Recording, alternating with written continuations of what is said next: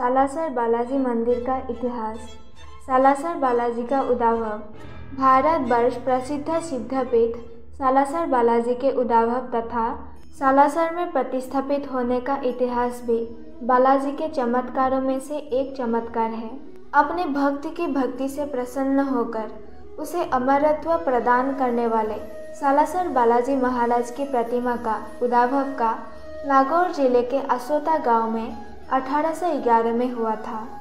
बताया जाता है कि महात्मा मोहनदास जी महाराज की तपस्या से प्रसन्न होकर हनुमान जी ने सक्षम मूर्ति रूप में प्रकट होने का वचन दिया था। अपने भक्त से किए इस वचन को निभाने के लिए बालाजी ने असोता में एक जात जो कि खेत जोत रहा था, उनके हल की नोक में कोई कठोर चीज़ फंसने का उसे आभास हुआ तो उसने उसे निकालकर देखा तो एक पत्थर था जिसे जात ने अपने अंगूठे से पोंछकर साफ किया। तब उस पर बालाजी महाराज की छवि उभर आई। मूर्ति को जात ने जाति के नीचे रख दिया। तभी जातनी जात के लिए खाना लेकर आ गई। उसने बालाजी के मूर्ति के बजरे के चुमके का भोग लगाया। तभी से बालाजी के चुमड़े का भोग लगता है। अपने वचन के मुताबिक बालाजी ने उसी रात्रि को असोता के तत्कालीन ठाकुर को संपन्न में दर्शन देकर मूर्ति को सालासर पहुंचाने को कहा तथा इधर मोहनदास जी को अपने मूर्ति स्वरूप में सालासर आने की बात कहते हुए कहा कि जहां पर बैलगाड़ियों के पहिए रुके वहीं मेरी मूर्ति को स्थापित कर देना। असोता से मूर्ति लेकर वहां के ठाकुर सालासर पहुँचे। तब सालासर वासियों ने मूर्ति के अगवानी की। उसके बाद बैलों को खुला छोड़ दिया।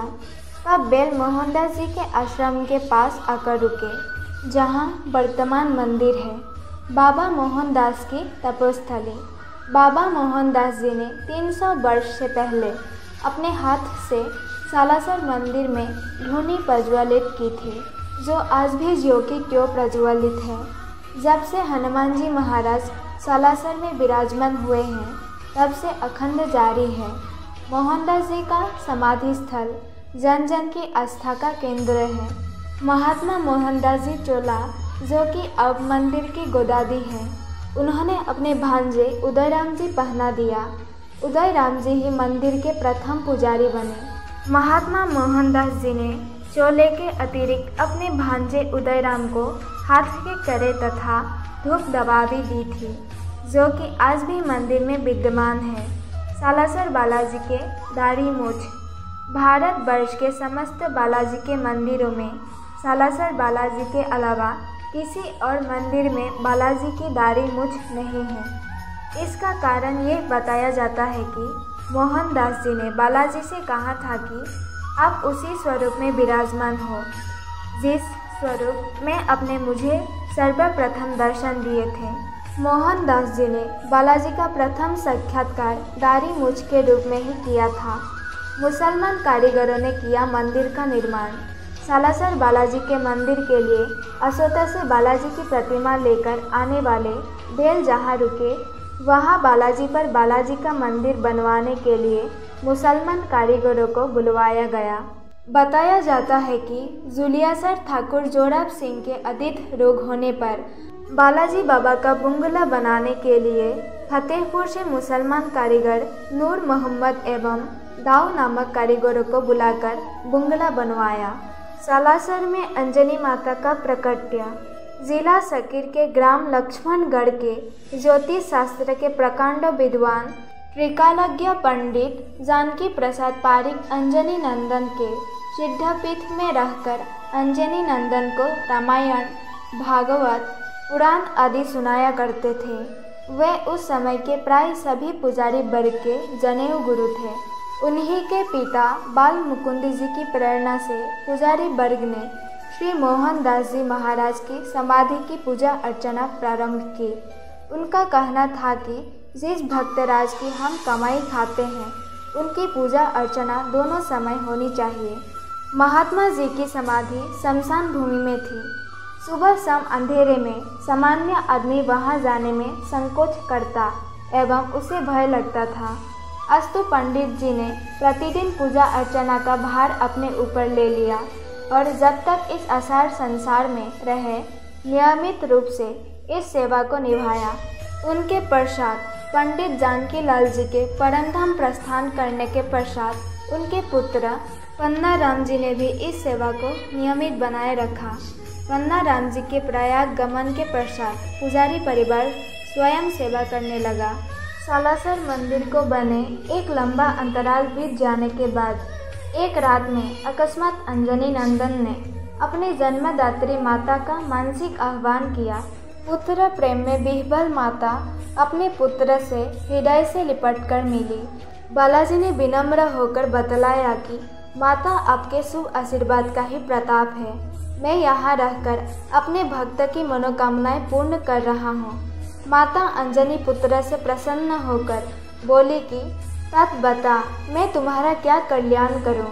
तत्क्षण बालाजी बोले कि आपके वो माता जानकी के प्रताप से भक्तों को देने के लिए मेरे लिए कुछ भी अदेय नहीं है, किंतु मैं ठहरा बाल ब्रह्मचारी, स्त्री एवं बाल विषयक समस्या एवं यौन व्याधियों आदि के समाधान में मुझे कुछ उलझन होती है। माँ, इसके निराकरण के लिए आप मेरे पास रहकर भक्तों की मनोकामनाएं पूर्ण करने में मेरा सहयोग प्रदान करेंगी तो मैं अपने को सौभाग्यशाली समझूंगा। माँ मन ही मन मुस्कुराकर बोली, पुत्र, तुम्हारी समस्या मैं समझ गई। सचमुच ये काम तुम्हारे बूते का नहीं है। मैं तुम्हारी सहायता करूंगी जरूर, किंतु तुम्हारे सानिध्य में रहकर नहीं। तुम्हारे धाम के नज़दीक ही अलग स्थान बनाकर समस्या का समाधान किया जा सकता है। प्रत्युत्तर में बालाजी द्वारा अलग विराजने का कारण पूछने पर माता अंजनी ने समझाया कि तुम्हारे पास रहने से या तो प्रथम पूजा मेरी होगी और तुम गौण हो जाओगे, जो मुझे स्वीकार नहीं, और या प्रथम पूजा तुम्हारी हो तो मैं गौण हो जाऊंगी, जो तुम्हें स्वीकार नहीं होगा। अब ये तुम्हारी इच्छा पर निर्भर है कि तुम मुझे कहाँ और किसकी सेवा में पूजा में देते हो। बालाजी महाराज को माता अंजनी की बात ठीक लगी और उन्होंने अपनी राय प्रकट की कि मेरा एक भक्त है पन्नाराम परीख, जिसके प्रतिभा बाल मुकुंद एवं पिता जानकीलाल ने वर्षों तक मेरे भक्त मोहनदास की समाधि की सुबह शाम पूजा अर्चना की है। मैं इस परिवार को भी कुछ देना चाहता हूँ। जिस प्रकार मेरी पूजा आराधना करने के बदौलत श्री मोहनदास के भांजे उदय राम की संतति भक्तराज की तपस्या का नवनीत पान कर रहे हैं, उसी प्रकार मेरे भक्त मोहनदास की सेवा पूजा करने वाले बाल मुकुंद एवं जानकीलाल के परिवार वाले भी आपकी पूजा करके उनकी तपस्या का नवनीत पान करें। बात माता अंजनी को ठीक लगी तो उन्होंने कहा कि पुत्र, ऐसी व्यवस्था करो कि जिससे पन्नाराम में विवाहित के भाव उत्पन्न हो एवं मेरे प्रति अनुराग उत्पन्न हो। कम से कम 12 वर्ष तपस्या वो मेरे लिए करे, तभी मैं प्रसन्न होंगी। सुनकर अंजनी नंदन फूले नहीं समाये और बोले, निकट ही जुलियासर मार्ग पर जो तलाई है वहाँ पर पन्नाराम तपस्या करे। इसकी व्यवस्था में शीघ्र ही करूँगा। विधि का विधान किसी से टाला नहीं जाता। पंडित पन्नाराम की पत्नी का एकाएक स्वर्गवास हो गए। पंडित जी में हरि की प्रेरणा से विरक्ति के भाव जागे। घर परिवार संपत्ति का मोह त्याग कर साधु वृत्ति में आ गए। गृह त्यागी होकर छोटे छोटे बच्चों का मोह त्याग कर प्रयाग चले गए। कुछ वर्ष पश्चात अंजनी नंदन के संकेत से पुनः सालासर लौटने के लिए विवश हुए। पूर्व योजना अनुसार जुलियासर तलाई में कुटिया बनाकर रहने लगे। यात्रियों को पानी पिलाना, गीता, भागवत, रामायण आदि का मनन करने लगे और अंजनी माता की आराधना करने लगे।